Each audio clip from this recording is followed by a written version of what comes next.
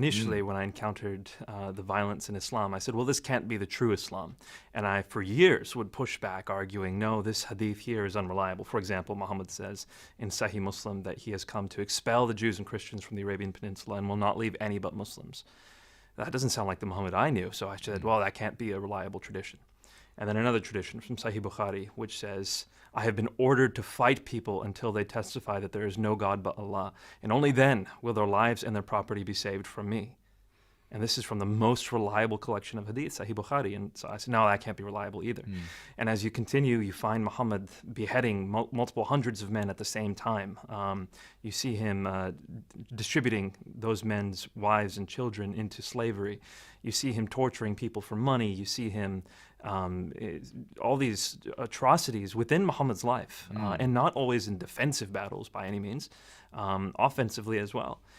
And so after trying to dismiss many of these traditions, I said, well, let me piece together what's going on here, because if I dismiss all of these violent traditions, then I am basically dismissing the foundations of Islam. This is where I get my picture of Muhammad from.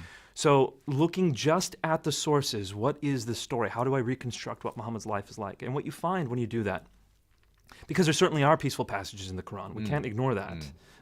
Like chapter 2, verse 256 of the Quran, which says there is no compulsion in religion.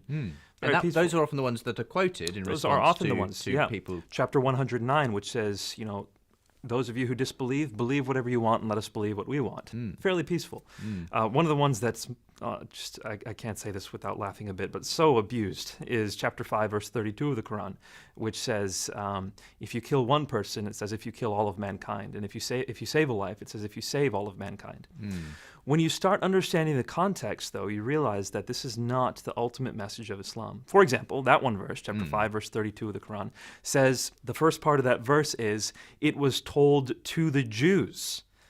If you kill one person, it's as if you kill all mankind. If you save a life, as if you save all mankind. And we do. We find that in Tractate Sanhedrin of the Babylonian Talmud. I see. It's not in the Quran. It's not a teaching for Muslims. The next verse is the teaching for Muslims, which says, if anyone creates mischief in the land or strives against Allah or His messenger, crucify him or kill him. Right, a very cut off different his hands and feet. message. Exactly. Okay. So you start getting the context. And what you find is, in the first 13 years of Muhammad's prophetic career, he lives a peaceful life. He has about 100 followers by the end of that time, not that many.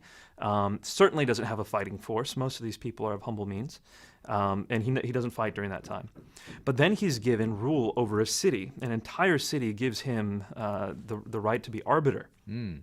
From that moment until his death, approximately 9 to 10 years, he personally participates in or deputizes 86 battles. Right. So that's an average of 9+ battles a year, and they culminate in intensity until the moment he dies. Chapter 9 of the Quran is the last major chapter of the Quran to have been composed, and it is the most expansively violent. This is the one that starts off by saying this is a disavowal of all the treaties we have with polytheists.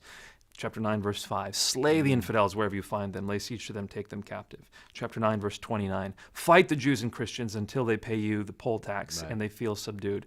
Why? Chapter 9, verse 33, Islam has been made to prevail over every religion. So, I mean, chapter 9 is the most violent. It's the culmination of the Islamic message. It's the marching orders that Muhammad leaves Muslims with, which is why when he dies, Muslims conquer 1/3 of the known world within 150 years. Right. These were the messages. By the sword. Well, it's complex. Once again, they would tell places, if you do not convert, then you have the option to pay a tax, and if you don't pay that tax, then we will fight you. The jizya. Exactly. Yeah. So it was expanding into territory. The first option people were given was conversion. The second option was paying a tax, and if that didn't happen, then it was by the sword.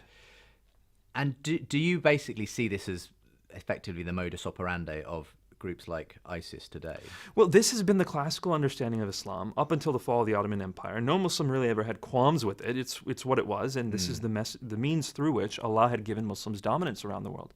And it wasn't until Muslims had to as a culture, flip the script and start playing the defensive, the victim card, which they hadn't done before.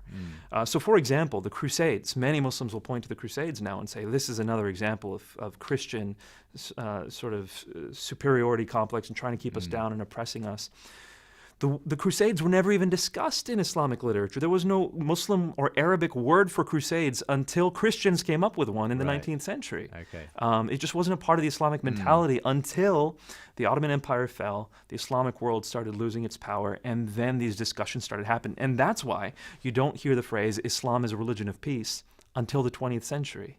That simply wasn't a phrase. It was before never then. said. It was never Yeah. thought. That wasn't the way Muslims had thought up until that time.